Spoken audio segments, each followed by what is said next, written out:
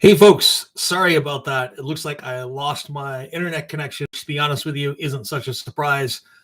These days I've been having a little bit of trouble with it, so hopefully you guys are able to find this live stream again.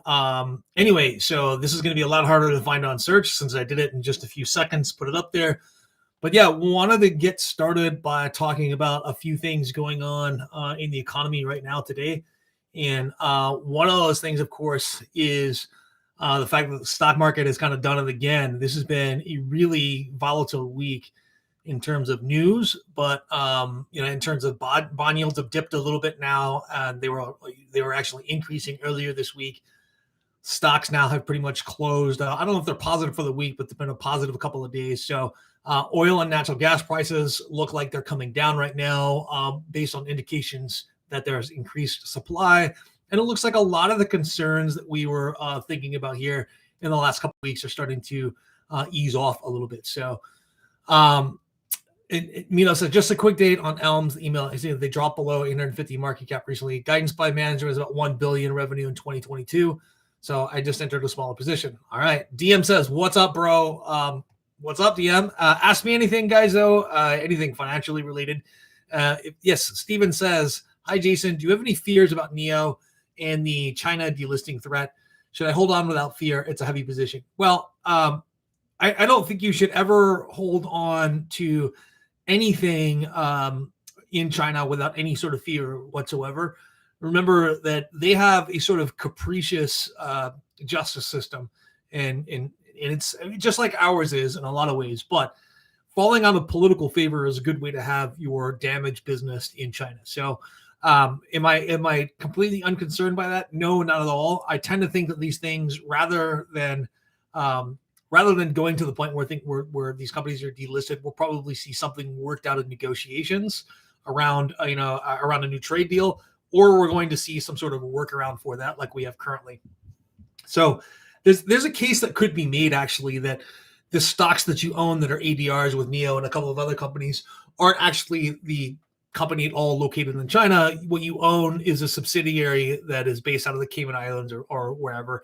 It's essentially financial gymnastics to get this done, but there's an argument that could be made in court to keep those companies listed. So I'm not sure how that's going to work in the long run. I do think that delisting is a bit drastic, but your alternative is you can actually own these companies. Now that these companies have all made secondary listings on the Hong Kong exchange, you can own these directly through the Hong Kong exchange now. And you can do that through any major wirehouse. I don't know if you can necessarily do that through all of the apps that are out there, but you can, if you're with TD Ameritrade or you're with Merrill Lynch or Fidelity, you can definitely order stocks that are held on the Hong Kong exchange. So do I have fears about that? Yes, I do. Do I have fears that this would have a negative long-term impact on their ability to raise money? I do. I really do. At least raise money in the West.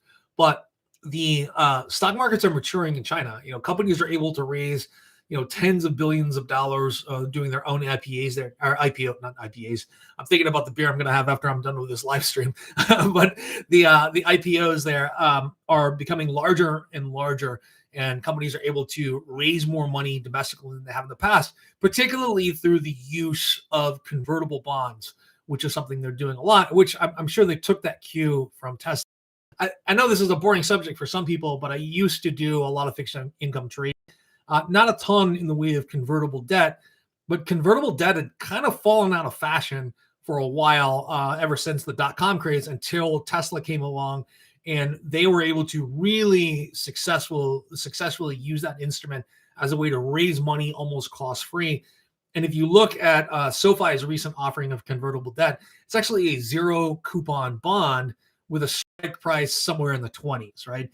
So they're very, very confident that the price of their stock is going to go up to the 20s at some point, and this $1.1 billion that they just issued in convertible debt is going to result in a little bit of dilution, but never going to result in them actually making interest payments on that bond or having to pay the money back. So I think that we're in kind of a new era of the use of convertible debt at this point. And DC says, "Do you have that Upstart video done yet?" No, I've actually had a hard time working on videos all this week. This part of the year, before we get to the end of corporate tax season, is actually really heavy in terms of financial planning. So I have a lot of like professional work that I'm doing at this point. Navid Haidari says, hi from Sweden. Hey, what's up, guys? What's funny is I have a lot of people who watch my channel from Sweden and Norway, from England, which actually has surprised me. I never thought I would really have like an international audience. Fahim ELN says, would love to hear a Chinese EV player stocks not doing well despite great deliveries. A lot of that has to do with just the politics of the moment right now. No one's quite sure what's going to happen with the tech crackdown. No one's quite sure what's going to happen with what looks to be a property valuation in crisis in China at this point. So there was a second really large property developer that just defaulted on a loan recently. And I can't remember the name of that company off the top of my head. But this was not good. This is another really, really large company. And if this is true, and I think it was like $206 million payment in total. And this is true. This is a crisis that the government's going to have to contain there. Like, I wouldn't be surprised if we see something like a troubled asset relief program, or or a commercial debt purchasing program in China to take some of this bad debt off company books. And they may be willing to let a few of these companies fail in order to decrease something like a moral hazard, to decrease the likelihood that companies are going to do this in the future.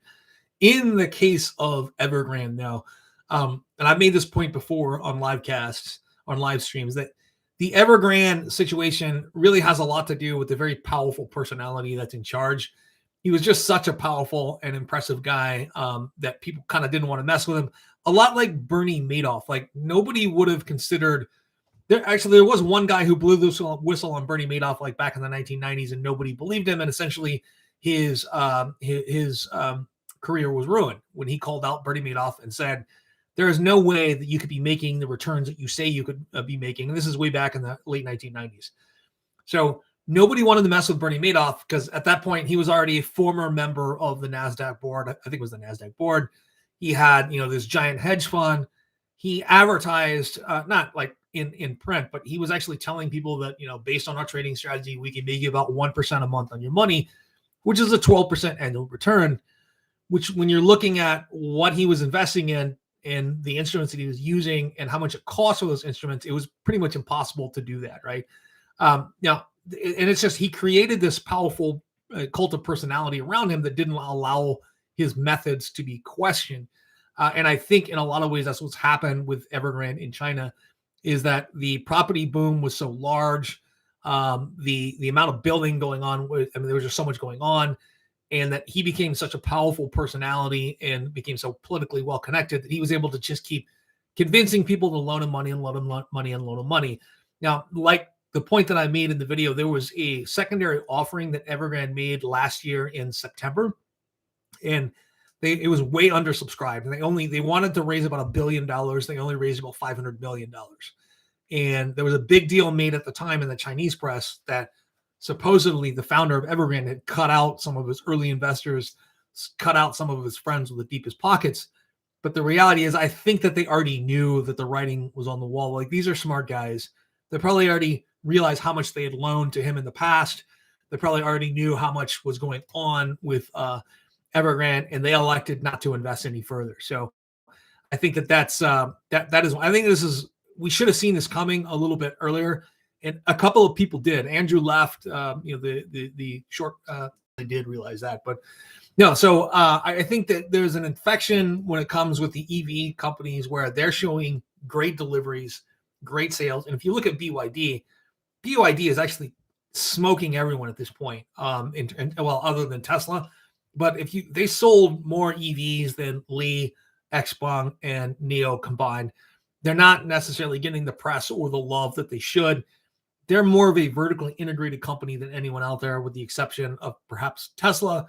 And there are actually arguments to be made that they're even more vertically integrated and own more of their own process than Tesla does. So I don't know why no one's excited about them, but they definitely are not. Or not no one, but people that watch my channel are, and people that are really into electric vehicles are probably a little bit more excited about this. So Let me see here. Your take on Algorand governance didn't go through on the last stream. Oh, Algorand governance. Yeah, the only reason that I'm using Coinbase to do that is because using Algorand's governance, when I looked into it at the time, would have just been too much trouble, and I already had a Coinbase account, and I think the difference back then was only 1%. Like I would have earned 6% through governance and 5% through Coinbase, and I elected to go just through Coinbase. So that was kind of my deal there.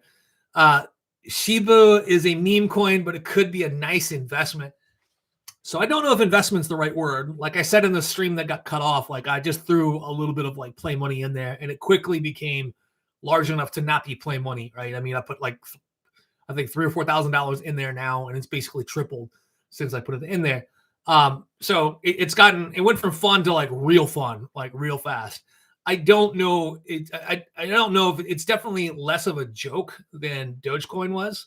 Less of a joke, less of a meme coin that actually has a purpose. Now, if you know the history of Shiba Inu token and what was done like back in August, where basically 40% of the coin that they started out with was taken out of circulation deliberately. So essentially half of all of the coin issued from Shiba Inu was actually gifted to Vitaly Buterin, who was the founder of Ethereum, and he donated $1 billion of Shiba Inu to a relief fund in India. Not only that, well, I mean, you could say that this was a good thing. You could say that was a bad thing, but it may have actually caused a drop in the value of Shiba Inu token when that was done. So at that point, Mr. Buterin actually took the rest of that coin, or almost all the rest of that coin, and shoved it into an unused crypto wallet and essentially burned it, right? So taking 40% of the coin out of circulation permanently and basically floating the price, keeping the price of Shiba Inu coin up there, making sure that value could be transferred to people in India who were suffering at the time period, which, number one, I think was a great thing for the Shiba Inu community.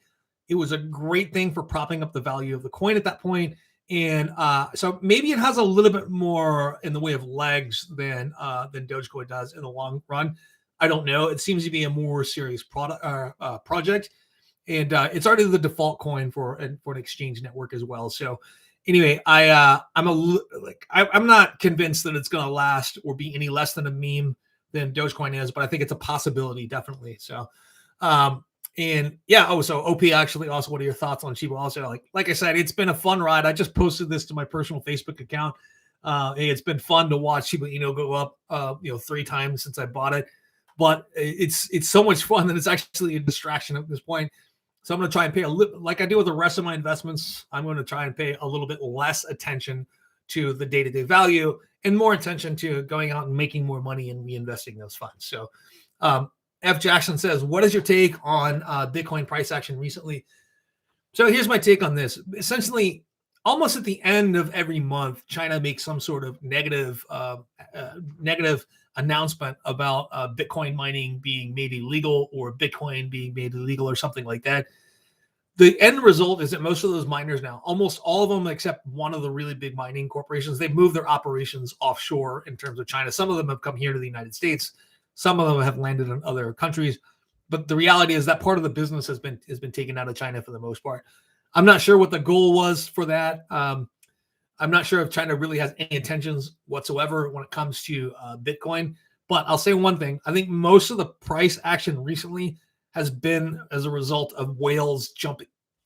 Excuse me, has been a result of crypto whales kind of jumping back into the market. You're seeing a lot of institutional buying at this point. And I would say that a lot of it is very, very cynical buying. I mean, they're jumping in to make 10, 15% in the short term on investor enthusiasm here.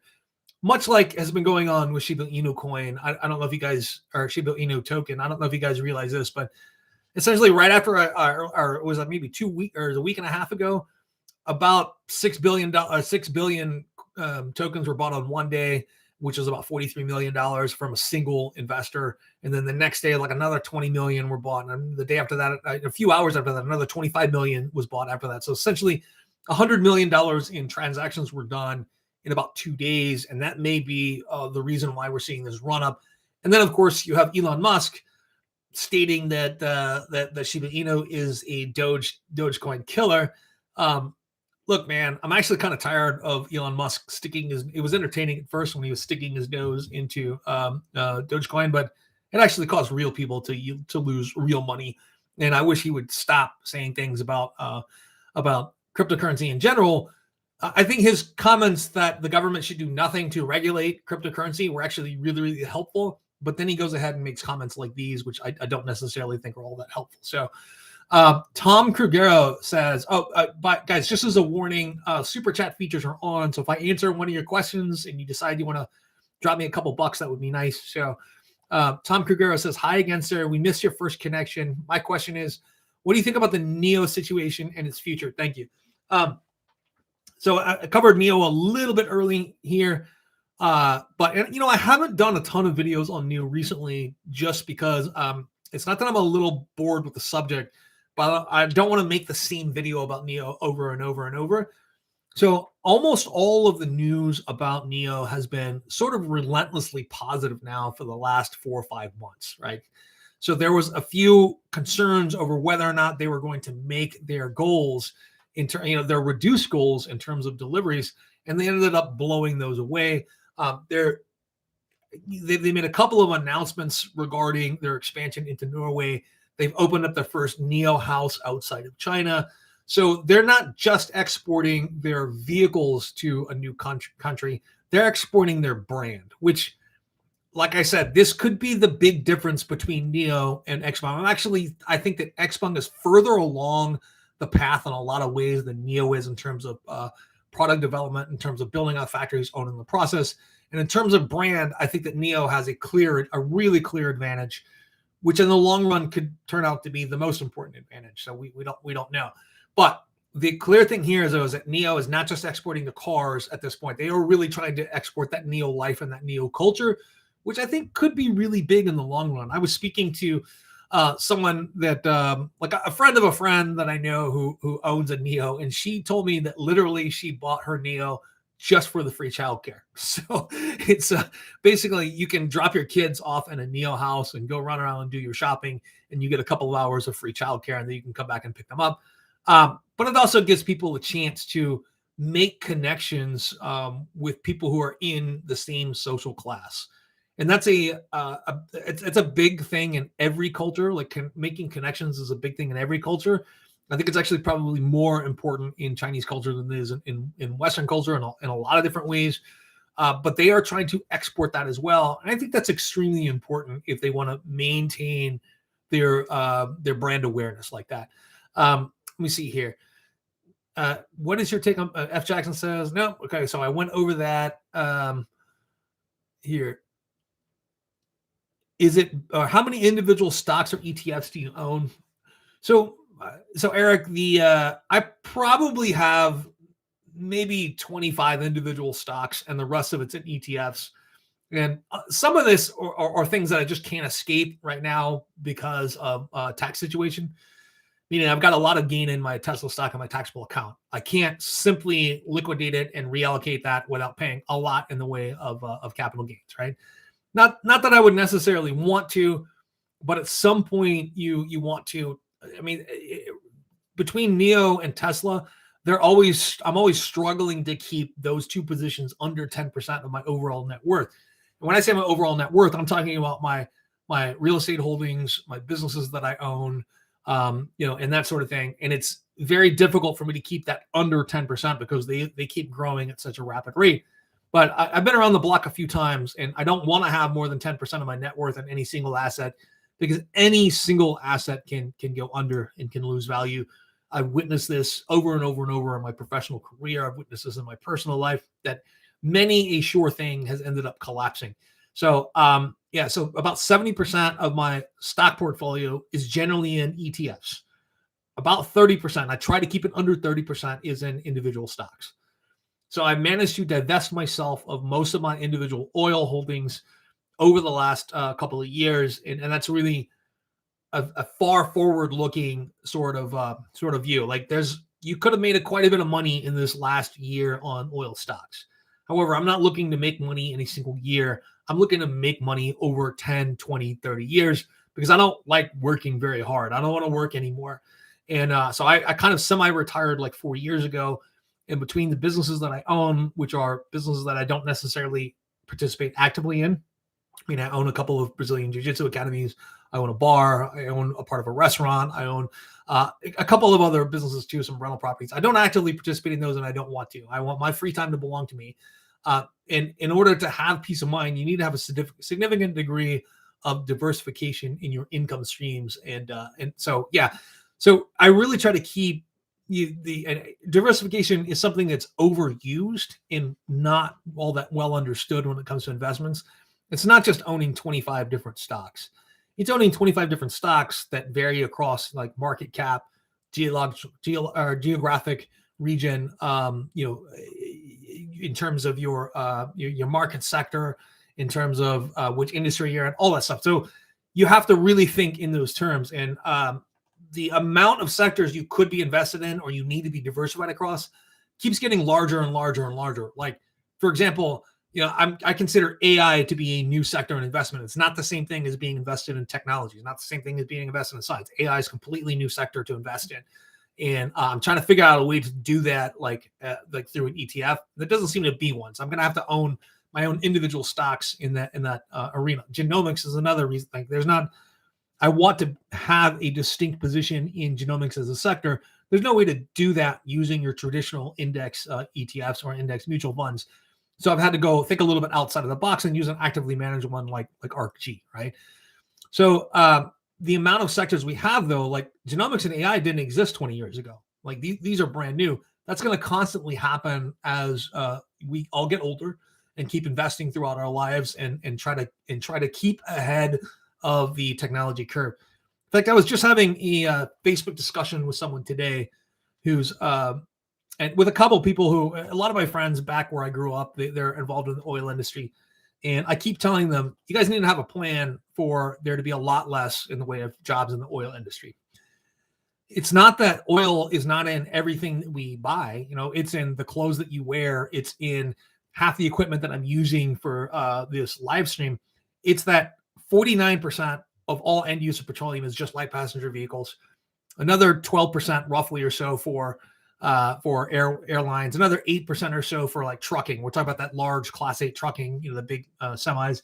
Another 5% or so for rail and maritime. So let's say that we don't ever electrify air travel, but we electrify 50% of the rest of the things that I talked about, which is maritime, which is Class 8 trucking, and and light passenger vehicles. You're still looking at the oil industry losing 30% of its business. Not many companies can survive losing 30% of their business. So I think there's going to be an absolute holocaust in terms of job loss in the oil industry over the next decade or two.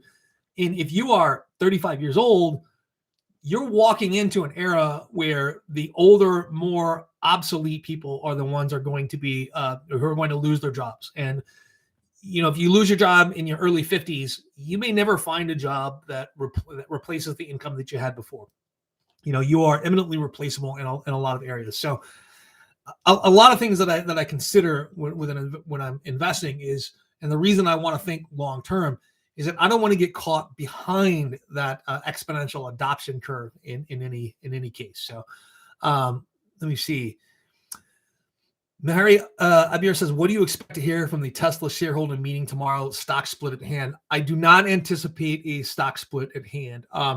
So I would expect a stock split to be at hand when the stock reaches closer to and sticks closer to $1,000 or so. And I realized we hit close to 800 or a little bit over $800 earlier this week. Actually, was that 800 or 700? I can't remember. So I actually did one of my first short-term trades that I've done in years, and it was with Tesla, and it was in my IRA, and I did that when it hit like $799 a share. I ended up buying back at like $776. I actually fell for the temptation. It could have easily worked against me, and at least I did this 3 days ago, or 2 or 3 days ago.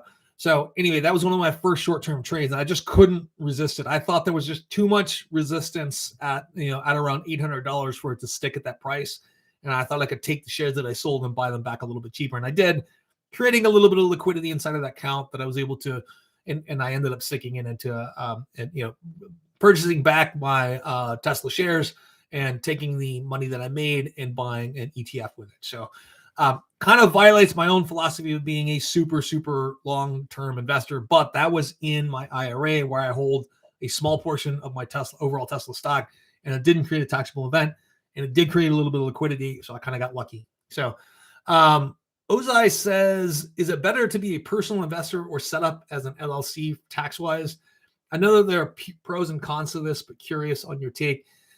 As an individual, non-professional investor or anything like that, so I'm not really sure that it matters tax-wise. Now, if you're set up like as an investment holding company, as an LLC, you can and you want to make money off of your stocks, you can set your, and I don't know that this is a fact, but what you may be able to do is take what's called the S Corp election on your LLC, which is that you're going to pay yourself a small salary on which you would pay ordinary income taxes, and for the rest of it, you distribute it as a dividend, every quarter or something like that, and you're going to pay 15% earnings. So that doesn't prevent you from paying regular corporate taxes on the money that you make on your trades on a short-term basis, which would not be a tax advantage. However, you can run a lot of your costs associated with that through your business, through your S Corp or your LLC, where you take the S Corp election and manage to deduct a lot of your expenses. It may not be enough to make up for the accelerated corporate tax rate that you're going to pay on those, but it may. Like this is an option that some companies use. And remember also, if you do this, there are a number of other deductions that you don't get. So I'm not sure. It depends on how much you're trading and how much you're creating in the way of profits annually. But it probably doesn't make a ton of sense to do that, depending on your investment. And it also depends on what type of investments are you making too.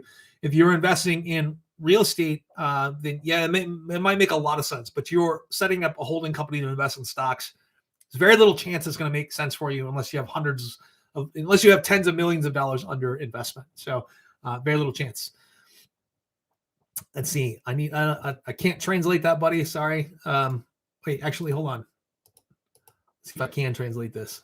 Translate to English. No, sorry. That won't let me translate. Anyway, GC says, any thoughts on supply chain issues affecting companies with heavy reliance on, well, all of them are going to be affected at this point. Let me put it to you this way. If companies had more products right now, they would sell more to you. Like, for example, I needed to get a dirty clothes hamper for one of my businesses where we have towels that we need to wash for our members. It was one of the academies that I own. I went in to get a clothes hamper and to buy a garbage can. There were no mid-sized garbage cans in Lowe's. There were no mid-sized garbage cans in Home Depot. They were all bought out. And when I'm asking, they're like, we're not going to see supply. We're not going to see a ship come in with these supplies on for weeks at a time. It's right now, it's an example of this. Anytime you are reading on the internet and someone says, this is the problem with the supply chain, or this is the problem with the labor market, or this is the problem, none of those answers are completely true. The labor market is a very, very complex beast, and it's a very long and complex, beast, as well as the supply chains, right?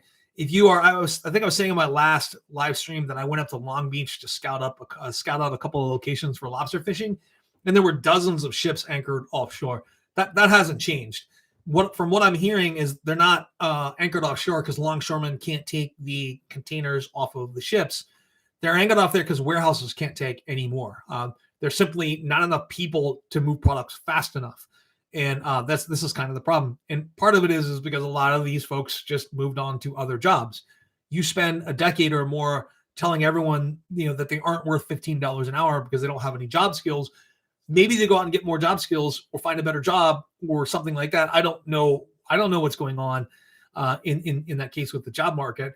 But I know one thing, the labor market is changing rapidly. Bank of America announced today that their minimum wage now is going to be $21 an hour.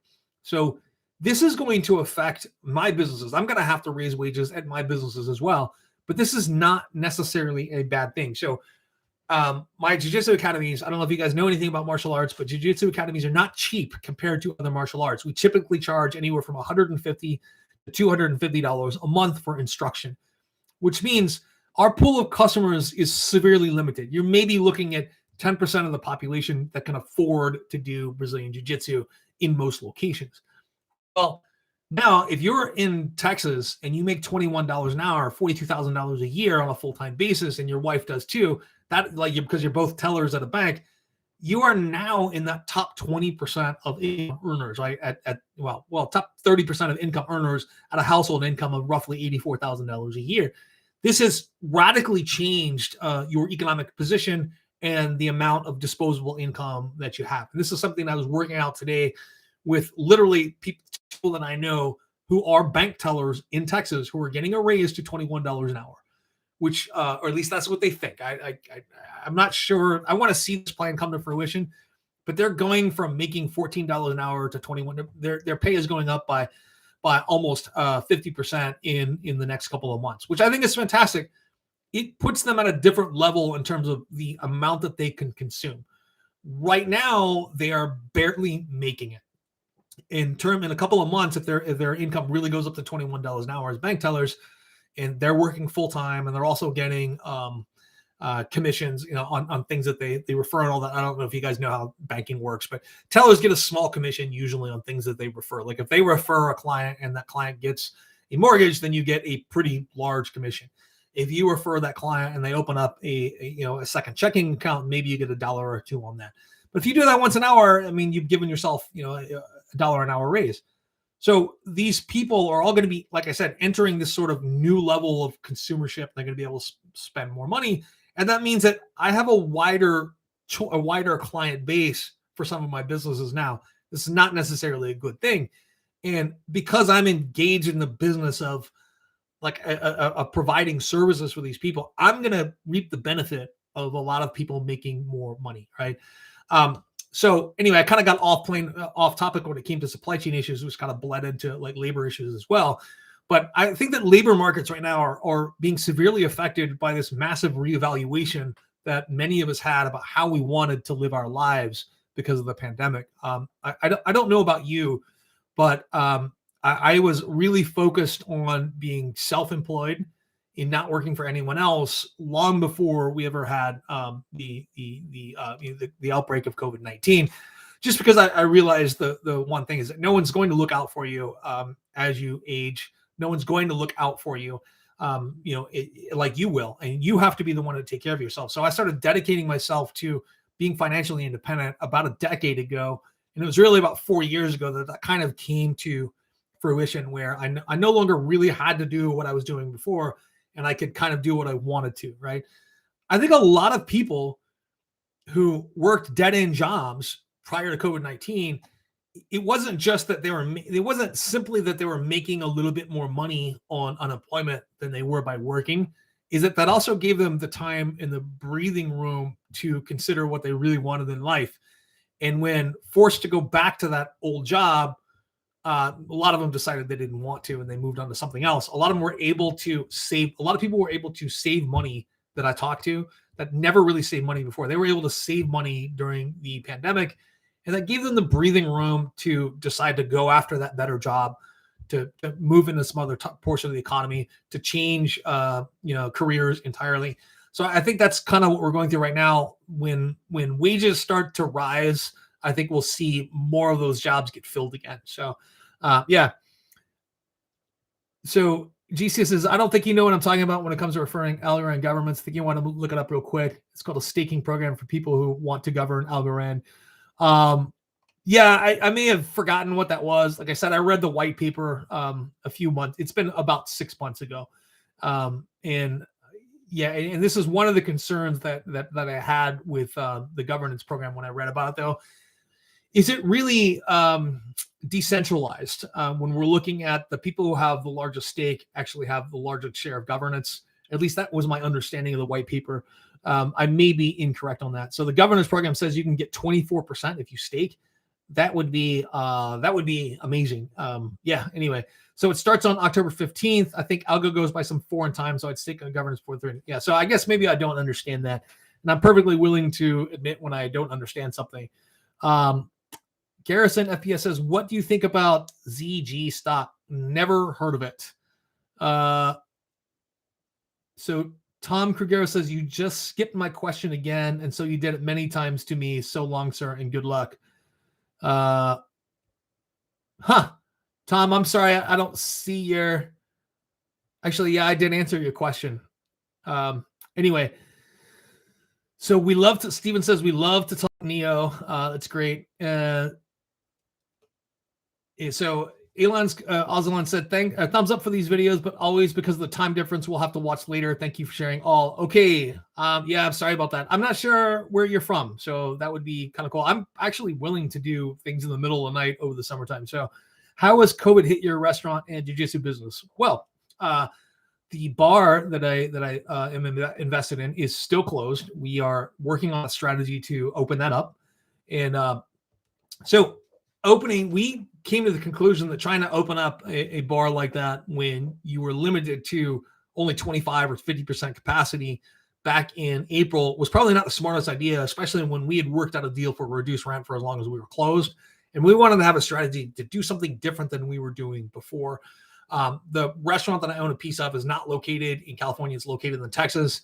It was hit pretty hard by COVID at first, but because it's a pizza business, it actually did fairly well because they just shifted most of the business to delivery at that point, where it was a sit down. It is still a sit down business, but delivery became a much larger part of their business over time.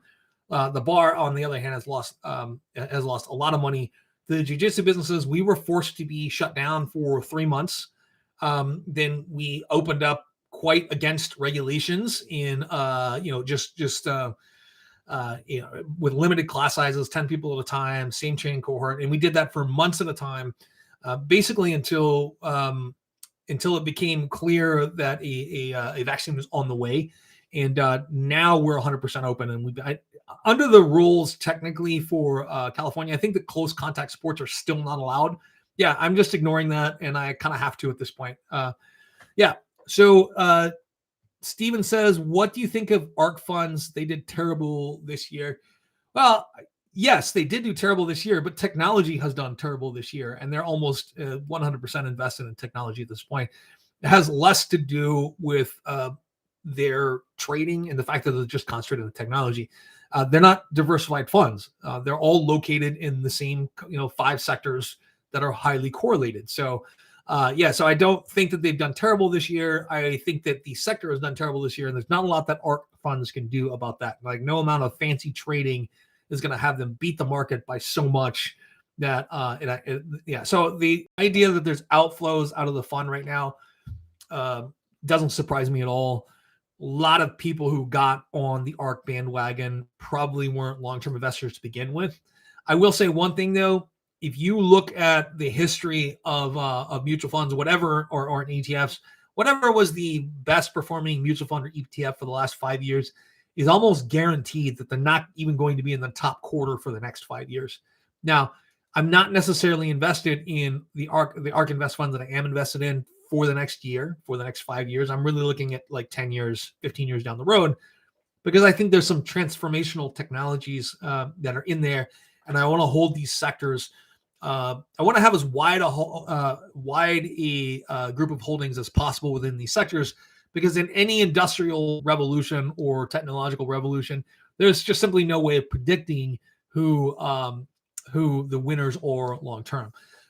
What percent of your portfolio is an ARKG? It's in single digits. Part of that is just I'm having trouble freeing up cash from one investment to another to go into ARKG, and I just started purchasing ARKG. I gave up on owning individual genomic stocks, and I don't know if you've listened to some of my other live streams on and where I've talked about genomics, but I'm fairly well informed for a general member of the public, and I even have a little bit more of a background in knowledge of genetics than a lot of people do, and I still don't have the confidence to say that one company is superior to another one based on the technology that they have. And I prefer to have a wider holding in ARKG. So it's in the single digits right now. It's probably under 5%. I'm not sure that I'm going to make it any larger than that. I do think that this sector is going to do very, very well. So what are your thoughts on TBT? Did I look them up recently? Let me see here. See here.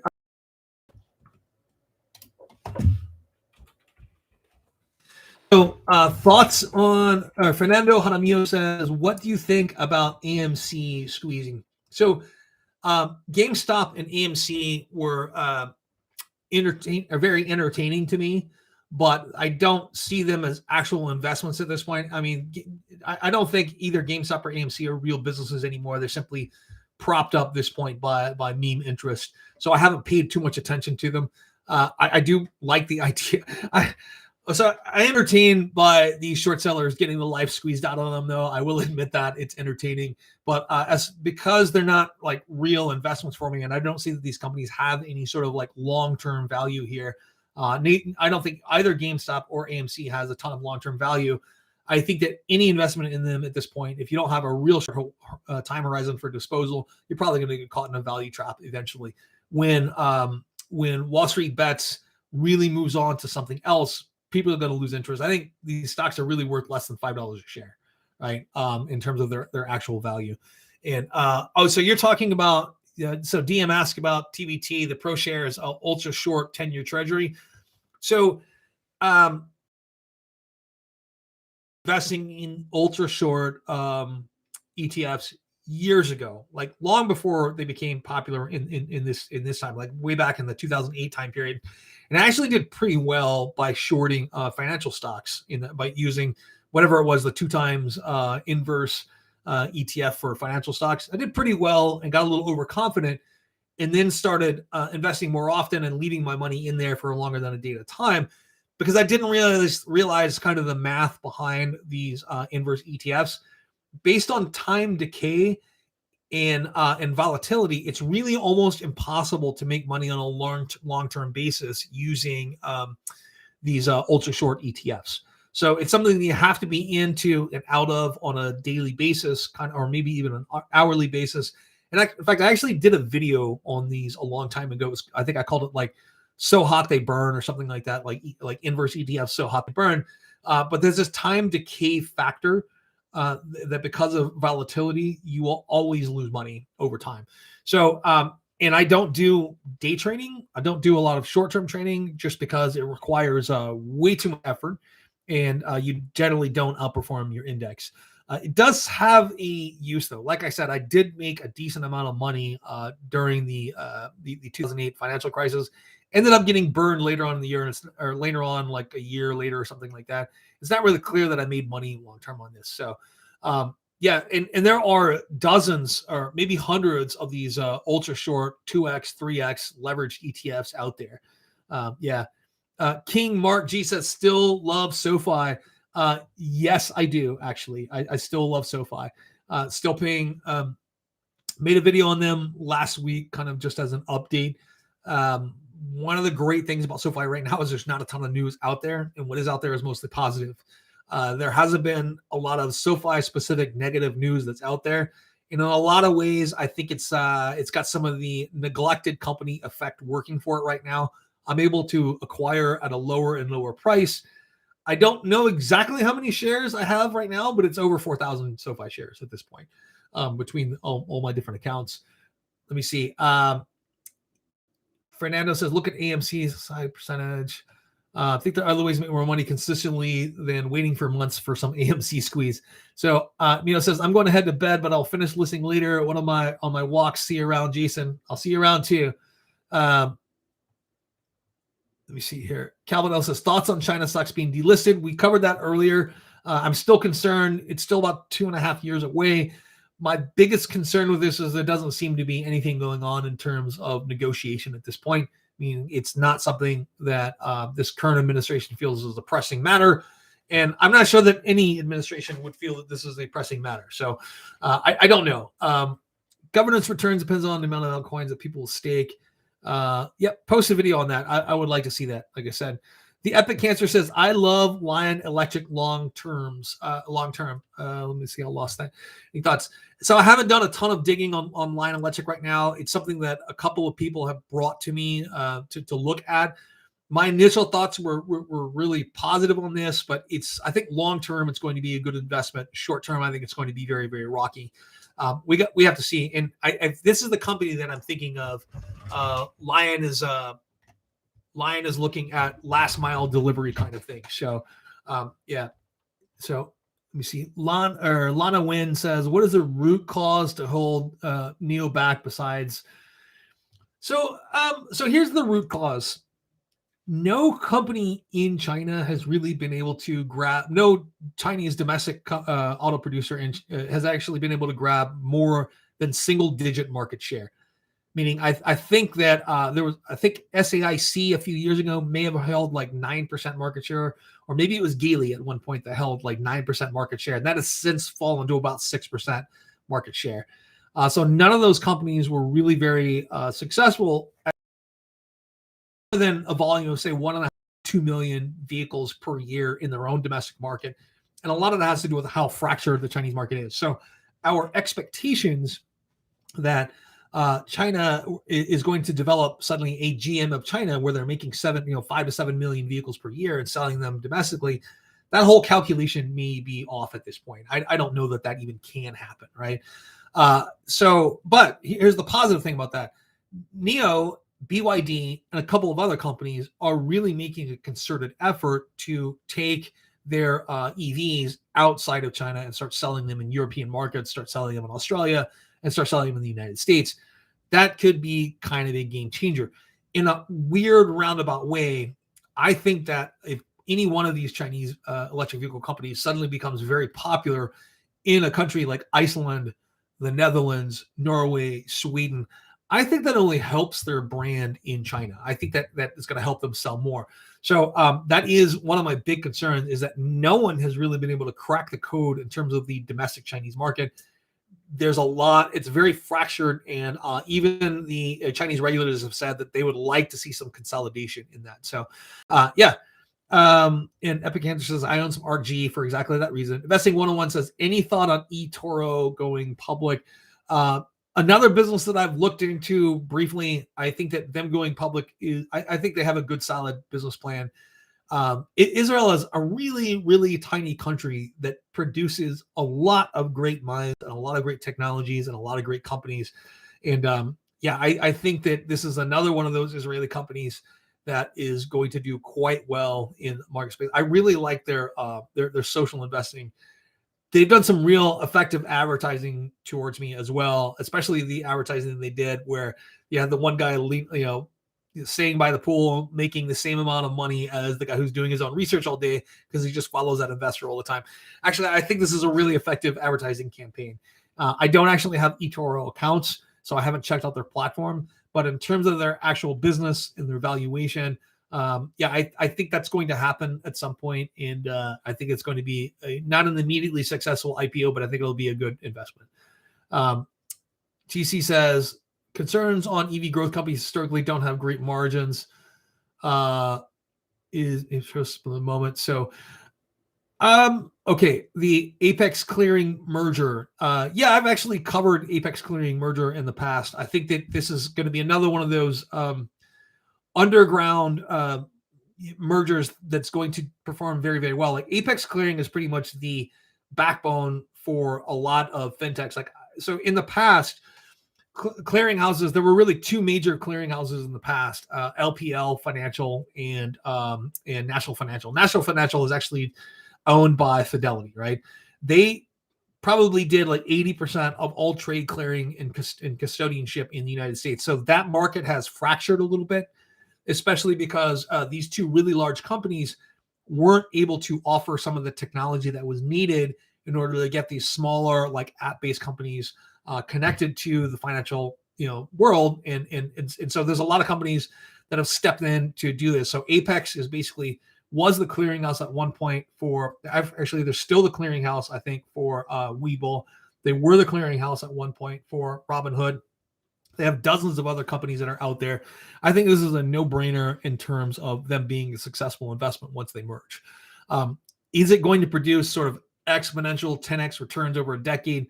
I don't know, but I do think it's going to be a good, solid performer, if not very exciting.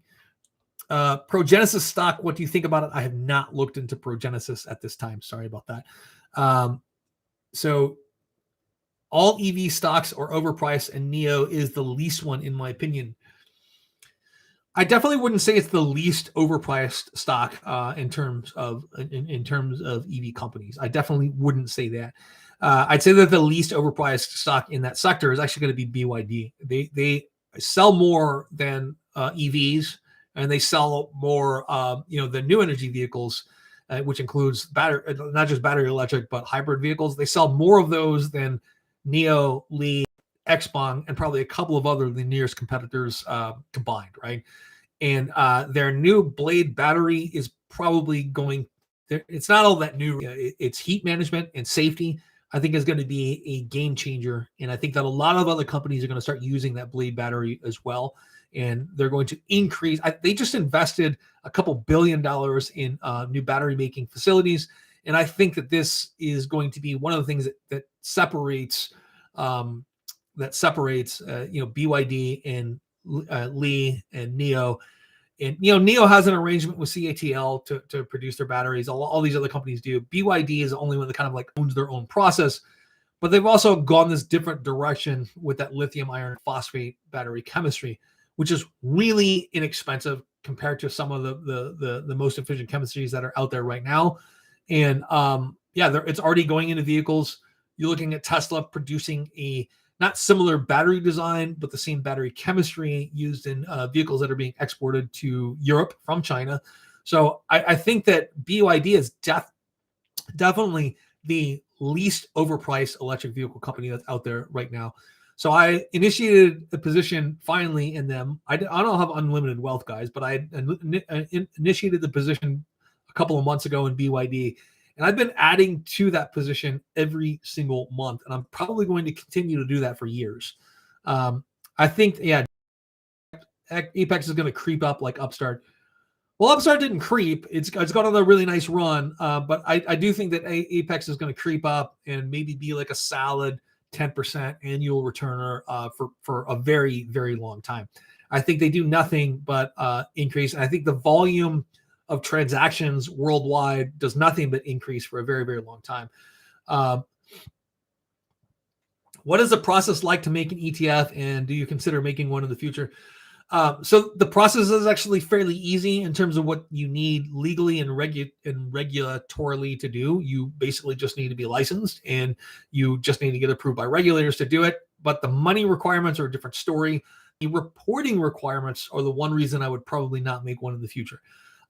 Number one, there's no reason to do an ETF right now as an index and just imitate every single other index fund out there.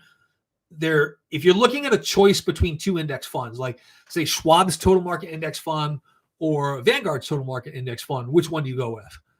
Well, they're both total market index funds. So ostensibly, they should have exactly the same holdings. Your only difference between them should be the management expenses. Your only criteria for evaluating them really should be which one has the higher management expense, and that's the one you avoid. So there's no sense in me opening up in ETF for to be an index ETF. I can never beat the economy of scale of say a Schwab or a Fidelity or a BlackRock or something like that.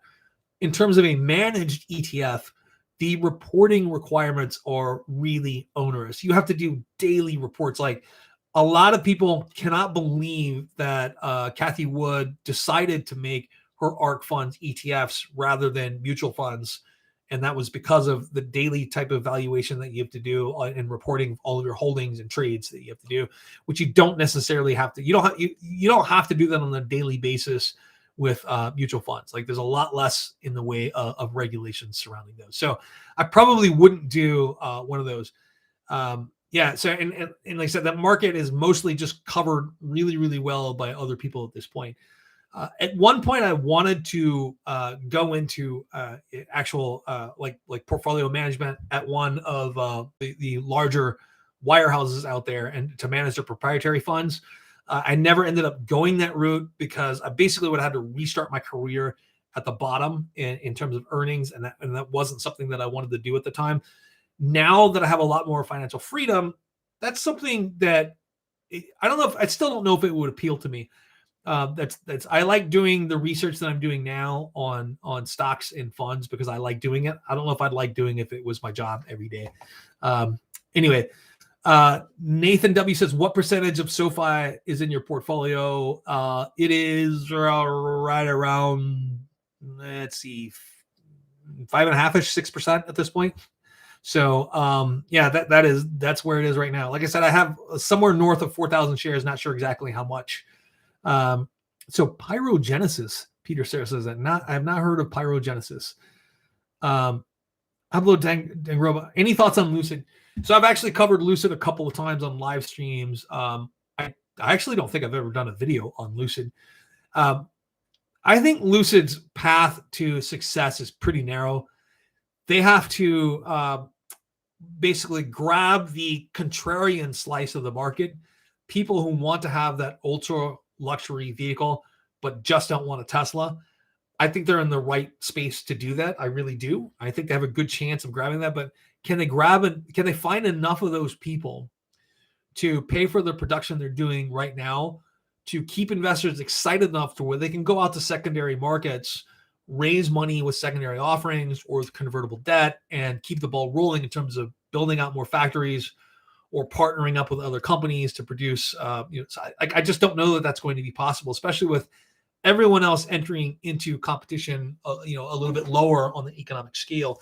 I think you're looking at their vehicle being their Lucid Air being, depending on features and when it comes out, being anywhere between $170,000 and about $70,000. That puts most people out of the market in terms of buying an electric vehicle. If you look at the way Tesla, they created this necessarily really expensive vehicle. So necessarily really expensive vehicle so they can make money and use the profits on that really expensive vehicle to invest in something a little bit lower on the economic scale, and then a little bit lower in the economic scale, a little bit lower. So that's already been done once, and Tesla had the benefit of doing that without any competition in that space. And that's the big danger for Lucid, is to move down into that wider mass market without running into all these other producers, without running into VW, without running into whatever Ford produces, without running into whatever Volvo produces, Tesla produces. Maybe we get Nio and Xpeng here. So that's what I'm worried about when it comes to Lucid. It's not that I don't want them to be successful. I really do. I really think that Tesla needs competition in order to really stay, to really keep that pace of innovation up. They need that competition. But yeah, so I'm worried about Lucid. I'm very much worried about Lucid as an investment, as a company. I don't own any Lucid stock. I'm probably not going to buy any Lucid stock. But that doesn't mean I want to see them fail. I want them to be successful. Investing one, does BYD own the patents for LFP batteries? So they don't own a patent on the lithium ferrophosphate chemistry. I believe that that chemistry was derived from public funding, so it's public knowledge. But they own a patent on the blade design of their battery, which is their battery management system. And they do own patents on that, and they cannot prevent other companies from making LFP batteries. So CATL makes LFP batteries right now. Tesla makes LFP batteries. Dakota Lithium makes LFP batteries. Dakota Lithium is what I haven't. So I switched over on my boat to from lead acid batteries to lithium iron phosphate batteries, and I wanted one that was safer, so I went ahead and bought the LFP battery. It's literally half the weight, twice the power as a lead acid battery in the same size and dimension. So so Lucid is very unlikely to be a success. This is what Luan Nguyen says. Yeah, I didn't want to necessarily put it that way, but that is my big problem, is that that Lucid is going to face this huge competition as they try to move out of the ultra luxury market and move further downstream. Yeah. So Epic Answer, any thoughts on Hyliion? Yes, I do. And I've been following Hyliion for a while. Like, I did an initial video on Hyliion, I think maybe like October timeframe. But it wasn't until there was a short attack by Bonitas Research on Hyliion where they made some accusations that to me didn't seem exactly right. And so I went through and I made a video like kind of breaking down the different accusations that Bonitas Research made. And that was one short attack that was kind of completely unjustified. Were they overvalued at the time? I think certainly overvalued at the time. Were they deliberately deceptive? No, I don't think so. I think that the people who did the short report either don't understand math and engineering principles, or they were being deliberately dishonest in order to get the result they wanted. So that's kind of the issue. Like, I don't think that short selling should be illegal. I don't think that short selling should be, even the publications that short sellers make, I don't think those should be illegal or against regulation. I think that they're very useful. I just think you should always keep in mind that the company that makes these short reports is going to benefit from negative price action in that stock, right? So they have a reason to want the stock to go down in value. Now, in many cases, in many cases, they hold a lot of money in this stock. They wanted to go down in value. They want to make money. In some cases, like Andrew Left has put out some research lately where he didn't hold a position short or long in any one of those stocks. He just thought he was doing it as a service, and he charges for his newsletter, and all of the stuff's behind a paywall at this point. But yeah, so GC, I think you're gonna have to email me that video, because I think I accidentally blocked links in here. But yeah, I'll take a look at that. Yeah. But in terms of Hyliion, though, they did not sell as many of their hybrid drives as I thought they did. They may have about 30 of those on the road at this point, and that is it. But the Hypertruck CRX is actually in testing right now, and so I watched a couple videos on people who actually tested those, and I actually spoke to someone on the phone who has been chosen as one of their test drivers, and he says it's amazing. He is a 20 veteran in the trucking industry. And he says that everyone is going to end up driving something like this. So he has the version of the Hypertruck as an ERX, not CRX, ERX that is natural gas and electric. And he's telling me that it does everything that they claim that it does.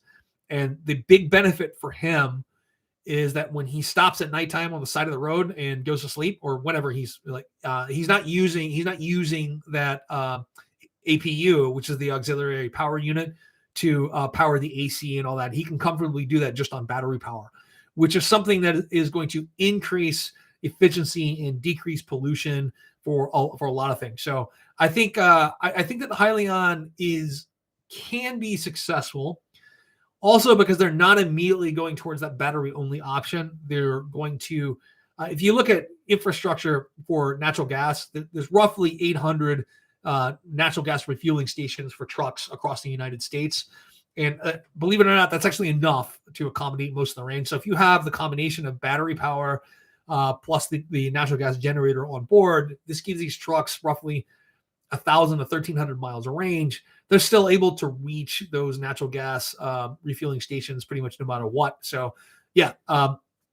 Anyway, GC, my email's at the end of every single video. I put it on the end screen, and I don't want to put it on here just because bots will actually read the text from there. They don't process images as well, and I'll get tons of emails. I'm actually starting to get tons of emails from people who say they want to collaborate on my channel and want me to position products. None of them so far have actually fit my channel. All of them are like clothing or shoes or weird software services or something like that. If you had something that was related to financial services, I might be willing to promote that. But yeah, and not even necessarily for the right price, but if I think it's actually beneficial for people watching the channel. So let me see here. So anyway, back to thoughts on Hyliion. I think that their hybrid drive will end up being a commercial failure.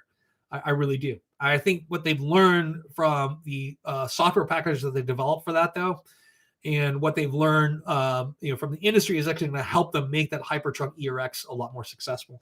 So they're further along with the Hypertruck ERX in terms of road testing than people think. So I'm actually pretty impressed by Hyliion. I'm pretty impressed by their founder. I think Jeff Healy is his name. He doesn't say very much. He's an actual engineer. unlike the talking heads that you have in charge of a lot of these companies. He's actually doing a lot of the engineering, and I think he's sort of, I'm not saying he's an Elon Musk, but I'm saying he's someone you should probably keep an eye on in terms of product development. So, oh yeah, Pat Mulligan says, I had Verizon shares that sheeted took 2.5 years to get them back, but partners still waiting, complicated by married name, maiden name. Any advice? You have, if you had Verizon shares that are sheeted to the state because they were in an account that wasn't looked at for a year and a half or more, and it kind of depends on which state. That's a kind of a complex situation that should maybe be solved in private, and it kind of depends on which state that you live in. So. Nathan W says, are you going to add SoFi in a future market correction? Man, I might not be able to resist it if it gets below $15 a share again. But right now, I'm probably going to stop adding here pretty soon because it's growing to be a big chunk of my portfolio at this point. So I'm probably going to stop adding at this point. And it's not, like I said, that my enthusiasm for SoFi has dimmed at all. It really hasn't. In fact, my enthusiasm for fintech as a whole is still pretty high up there. But I have been buying some more of Ark K recently. It has suffered a lot in this last year, or since the beginning of the year.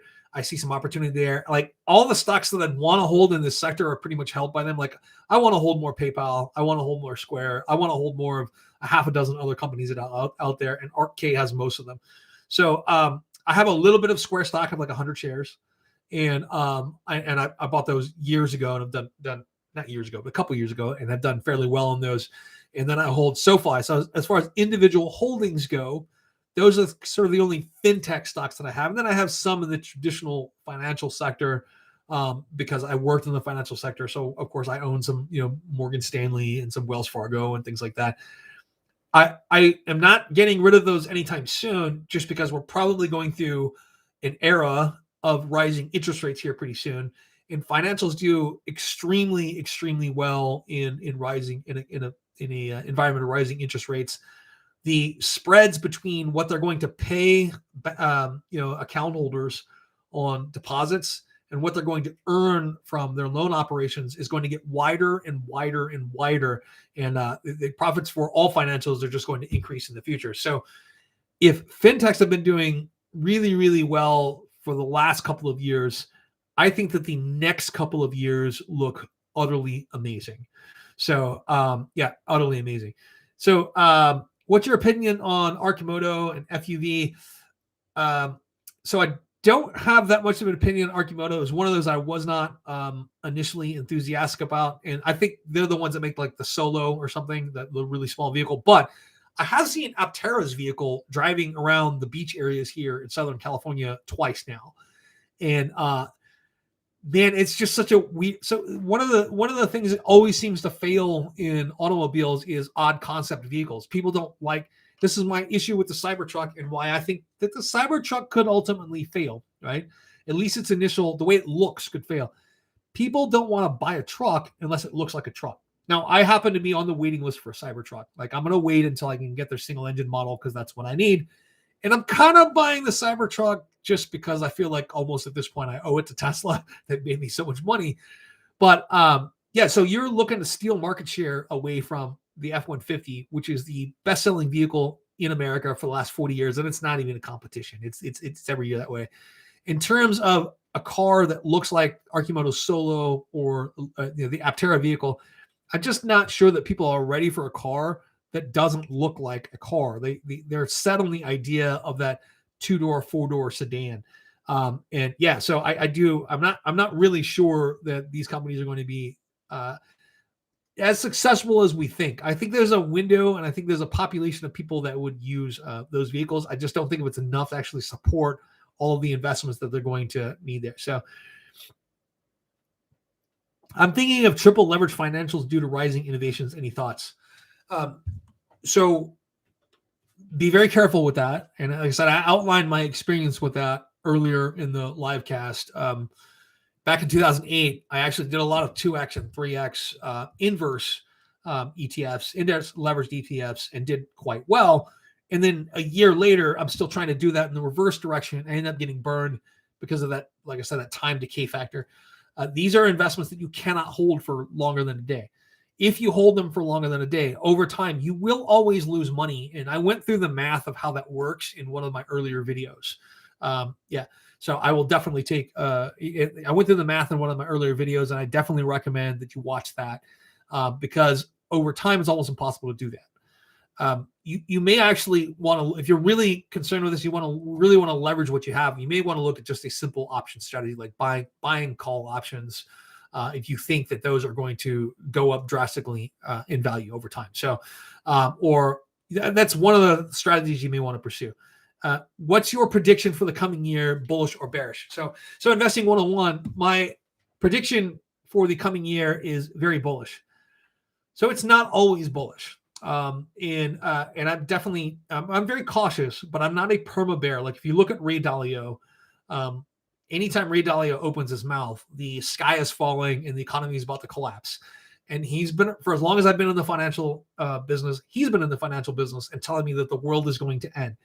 So the emergence of social media in the financial world has really just intensified all of the negative voices that are out there telling you to invest, not invest, telling you to be afraid, right? It's really because that's fear is profitable as well.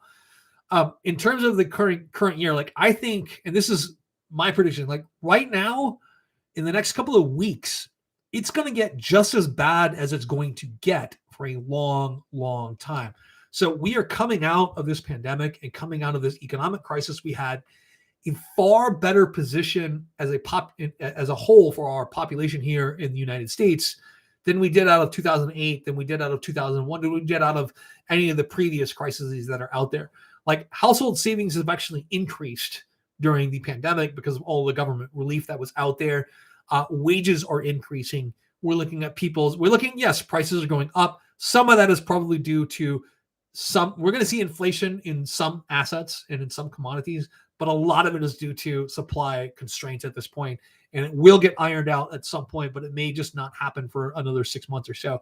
But I am so enormously positive on the economy as a whole for the next 5 years that it's actually uncharacteristic for me. I just think that we've weathered this giant storm without everything collapsing.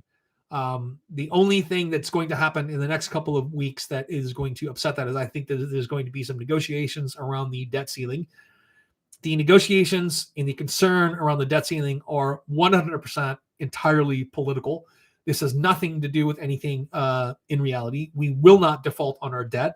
Defaulting on our debt would be absolute. Put it this way: if the United States doesn't come to an agreement on the debt ceiling and and paying our debt, and we end up having our credit, if we end up defaulting on our debt and having our credit rating decline, whatever happens to Congress, they deserve at that point. And I'm talking really negative things should happen to them. I don't want to say anything violent on the air that could be used against me later, but they would literally be playing with the real wealth of hundreds of billions of Americans out there just to score political points against each other. And I think that's really terrible. So, so I think that that is the only kind of negative thing that's out there. The rest of that right now is there's a lot of uncertainty because people don't understand what a great position the average American is coming out of this pandemic.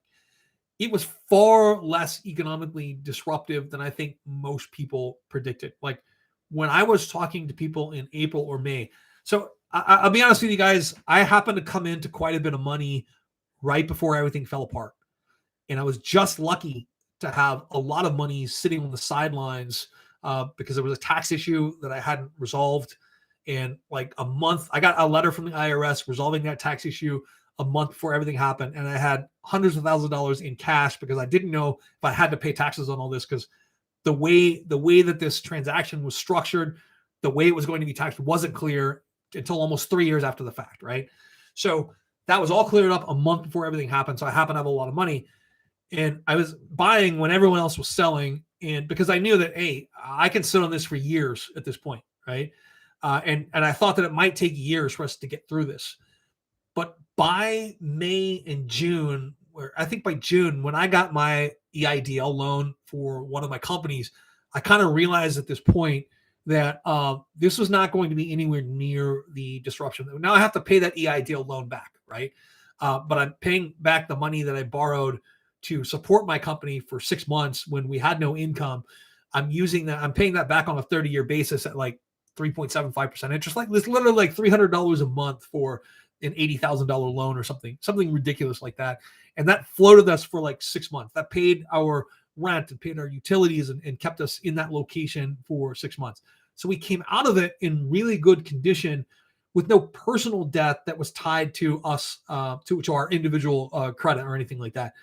So we came out as business owners in a financial situation that I thought was pretty good. I thought that all of my businesses would go under and that I would have to use my personal savings to get restarted. And I might even have to like take a job again. That's how bad I thought things were going to be in March or April.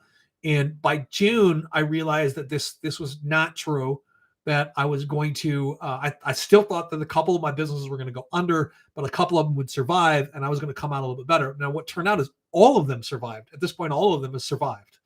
And that has to do a lot with the way that the Federal Reserve and the government responded to this crisis. Every time we've had an economic crisis, they've learned from it and have improved the response, right? So what is your, let me see here.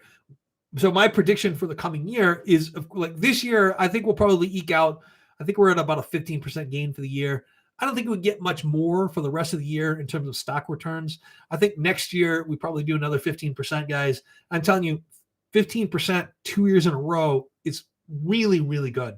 I think, and I don't know, 3 years out in the future, I'm not really going to make any predictions. And because number one, everyone's predictions are terrible. No one has good predictions when it comes to the stock market.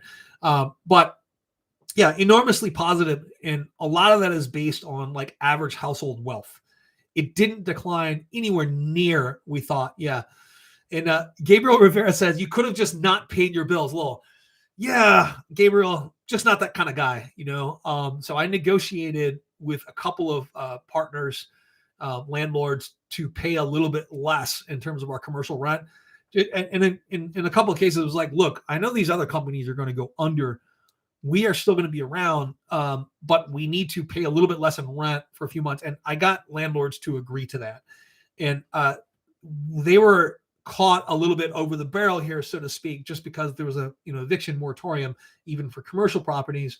But a lot of people that I know just kind of gave up on their businesses and walked away. A lot of people that I know just screwed their landlords and said, we're not going to pay. I made an effort to pay as much as I could. I even, I made an effort with one business to pay half, or I made an agreement to pay half. And every month I paid a little bit more than half. And I added to that every single month until we were kind of back to normal, just because I wanted the landlord to understand that I wasn't trying to screw him. I was trying to really just survive. And every time I got a chance, I was paying him more. They have not come back to claim any of that, which is really good. And so I'm very happy about that. Which means it looks like before October 13th, you should host another live stream and go over it if you have time. So, okay. I might do that. October 13th is actually kind of a special day for my family. So next Wednesday, I'll still do one next Wednesday. Ray Dalio makes most of his money off of his management fees, not performance. He's probably saying these things to please his clients and excuse his terrible returns. His returns aren't always terrible, but a lot of times they are. Like, hedge funds have underperformed the S&P 500 for a very, very long time. And 2020 was one of the only years that they've outperformed the S&P for a long time. That Warren Buffett made that famous bet years ago where he was going to take the S&P 500 to bet, and you could use any combination of hedge funds you wanted to compare against them. And he made a $1 million bet saying, I will give $1 million to the charity of your choice if you beat the S&P 500 fund. So there was only one company that took up his offer, and they got their rear ends handed to them. The S&P 500 actually absolutely just trashed the selection of hedge funds they used. And most of that is due to how hedge funds charge, right? They generally charge an assets under management fee of 2%, plus they take 20% of your gains. I'm going to say right now that based on all academic research that's out there, you cannot outperform a chosen index. You can't outperform the S&P 500 over time. You will underperform based on how much is being charged. That is a fact that is demonstrable by looking at historical data. And if you're investing in a hedge fund thinking you're going to make more than someone who's invested in the S&P 500 fund, that is absolutely not true over time, and it can't be true over time because of how much is charged in a management fee. There's no management that can justify those fees, period. However, not every hedge fund out there is designed to do just that. A lot of hedge funds out there are designed to just invest in things that are alternative to the stock market or alternative to the large cap, basically the large cap index, which is S&P 500. So they may even have like a specific target return. There are a lot of hedge funds out there that are like, okay, we only engage with like pension funds and retirement funds. Our target return is 5% no matter what. Meaning, if we went over 5%, then we're assuming too much risk, and if we get under 5%, then we completely failed. And they shouldn't necessarily be. And these are special purpose funds that generally the public doesn't have access to, and these are not something. And that is included in that calculation of the, all, whether or not hedge funds actually beat the S&P 500. So not all of them are trying to, but the ones that even try to don't do it. So yeah. Gabriel says, do you invest in Bitcoin? I have Bitcoin, but and look, my overall allocation of cryptocurrency is under $100,000. I don't have more than that in there. It's actually, today I've got $82,000 in crypto total. And I didn't do anything special, guys. So I've just dollar cost averaged in since maybe like 2013 or something like that. And I never put in, I don't think I've ever put in more than $100 a month, and that's not even consistent. But right now with Coinbase, and I started with them long before you were able to set up your automatic investing. But even now, my automatic investing is only $60 a month. And that's where I am after, 8 years of doing this, never investing more than $100 a month. Part of it is just, I just got lucky. I have a lot of opinions when it comes to Bitcoin. I think in terms of store of value, at this point, it's not going away. It's going to be a way to transfer value for a very long time. In terms of the actual throughput on their network, it's a joke, man. You can do 7 transactions per second, but it has some staying power. Ethereum, and whether or not something replaces Ethereum is probably the next big question that we have. Is one of the so-called Ethereum killers actually going to kill it? Are we looking at Algorand or Polkadot or Solana? Cardano's not on my list right now, guys. So as someone else kind of clued me in this, that the community is a little bit messed up there. But I've actually done a lot of reading on it now, and I'm just not convinced that Cardano's is going to be one of the big Ethereum killers. So, but Bitcoin is it so much of an investment? I feel like all of my investments in crypto can disappear overnight. And that makes me very nervous. So I have my Coinbase account up right now. I try not to pay attention to it. I'll be honest with you, just because it's so volatile that if I actually watched it, it would kind of on a daily basis, it would probably make me sick. So and the Epic Cancer says our money, our EV should certainly pay off in the next couple of years. Yes, it has. So, and he says, yeah, I corrected my Ray Dalio comment. I don't like that these markets are going to crash type of dude. So, Gabriel Rivera says, dollar cost average is the way to go. Make sure it's offline in a cold wallet. So, and GC says, Coinbase fees are ridiculous. They are absolutely ridiculous. Offline in a cold wallet is something that I have considered. Before, I didn't have enough for it to really make a difference, but that is something that I'm definitely considering at this point. But you're right, Coinbase fees are ridiculous. Those are going to come down at some point. For the longest time, Coinbase didn't really have a ton of competition. That's all changed with every app getting into the business. And I think that eToro is and Binance are the two really big threats to their dominance right now here in the U.S. And I'm investigating moving my stuff too. But yeah, the fun, I just made a $3,000 purchase the other day, moving things around, and I think the fee was $50. That's ridiculous. I mean, Like I haven't paid fees like that on any sort of financial instrument trade since like the early 2000s. What is your take on precious metals? So when I work for a company that needs to remain nameless because of a non-disclosure that I have with them, and you can easily look this up, between 2001 and 2011, this company had the best performing mutual fund in the United States. It averaged 43% a year or something like that. And it was a small cap gold fund.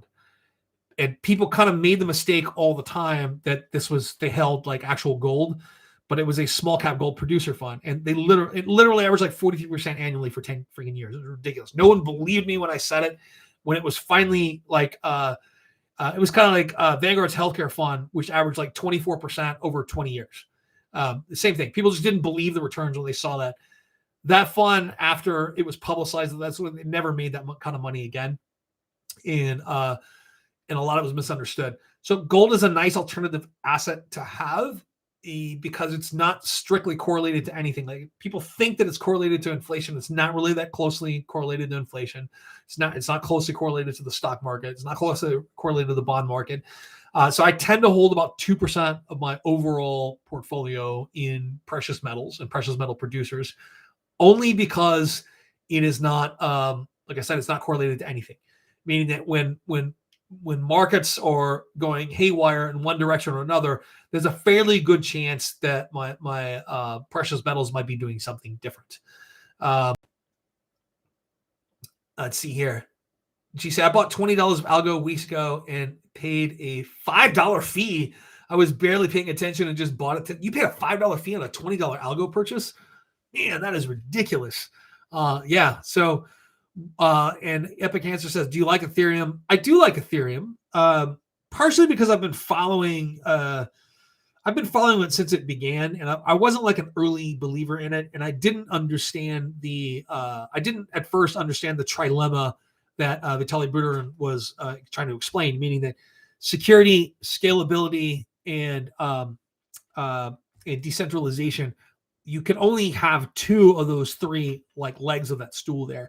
And that was kind of the problem. So everyone's been trying to solve this problem since he kind of defined it in a white paper years ago. And Ethereum has had issues with scalability. Those are supposedly going to be worked on. Now they're moving to proof of stake, which is what a lot of the so-called Ethereum killers are already on that proof, or on the using proof of stake to process transactions and to I just can't think of the term right now.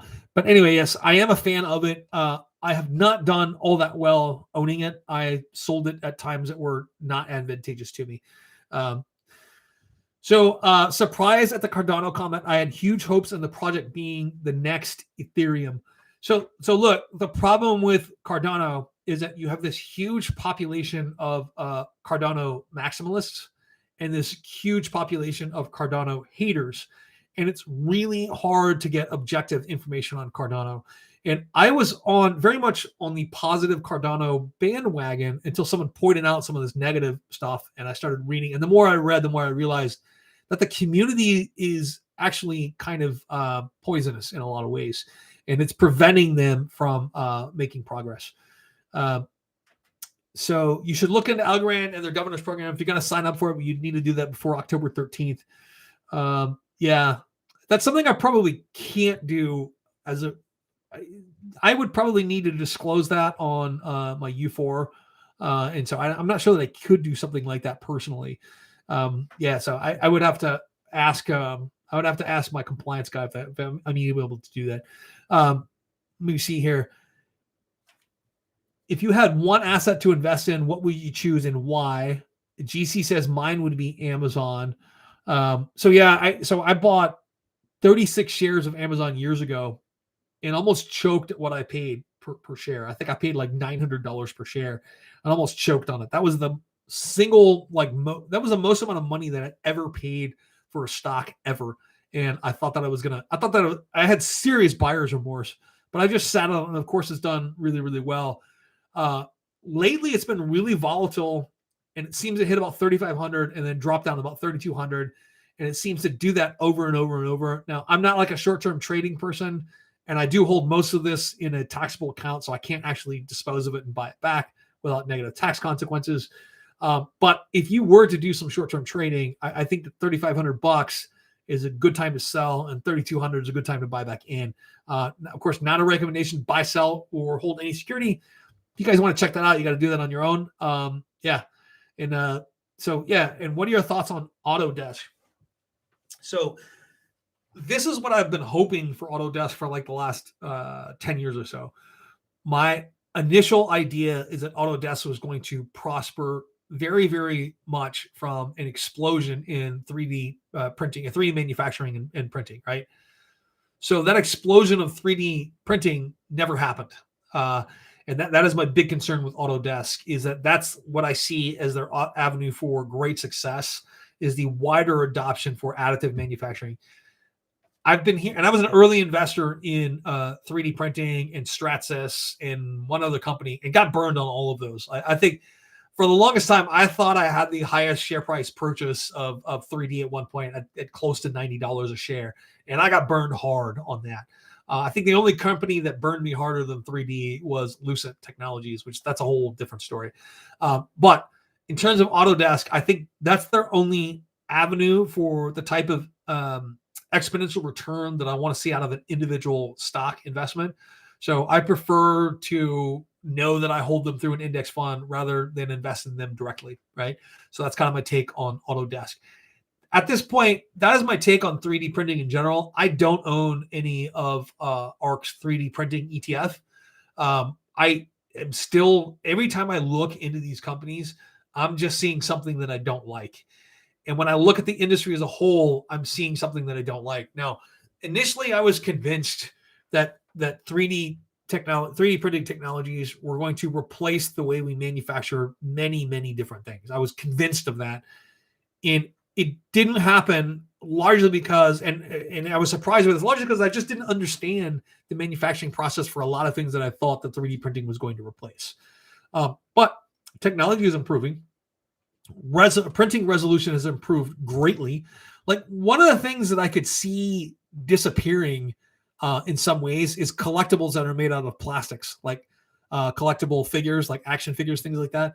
I actually see that market could get disrupted by 3D printing in the future because resolution is improving so rapidly for those things that you may be able to 3D print,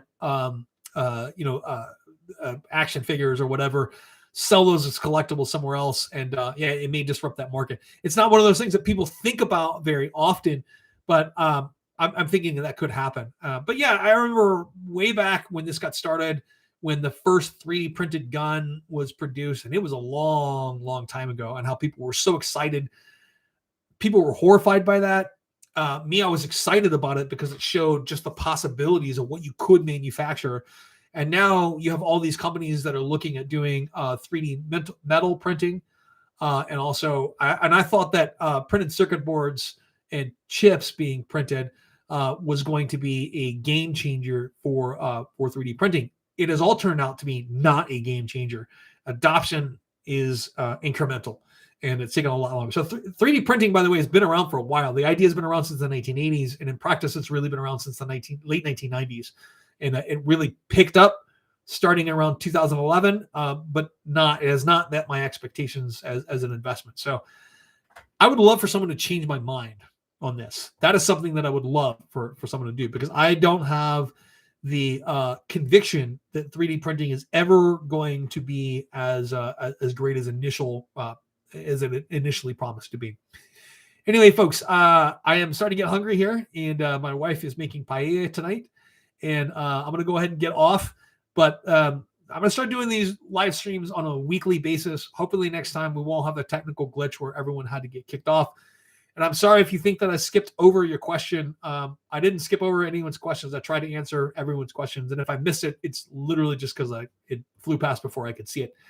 Anyway, do you see Amazon continue to have exponential growth in the future? I think it's going to have growth in fits and starts. But I do, meaning that it may be flat for the next year, and then we will have a huge upswing in price, and then it'll be flat for a while and huge upswing in price. So, and I do think that they have a very, very bright future. I think in a lot of ways, because Jeff Bezos is no longer in charge of the company on a day-to-day basis too, that things may actually improve. But yeah. Anyway, all right, GC, I will be checking my email on this. And like I said, the last time I read anything technical on Algorand that wasn't about the price was about 6 months ago. Thank you very much, folks. I will see you next time. And I really enjoy the live streams, even though I feel very nervous before I ever turn the camera on. But I'm going to commit to doing this once a week at a bare minimum. Thank you very much. And you folks have a nice day.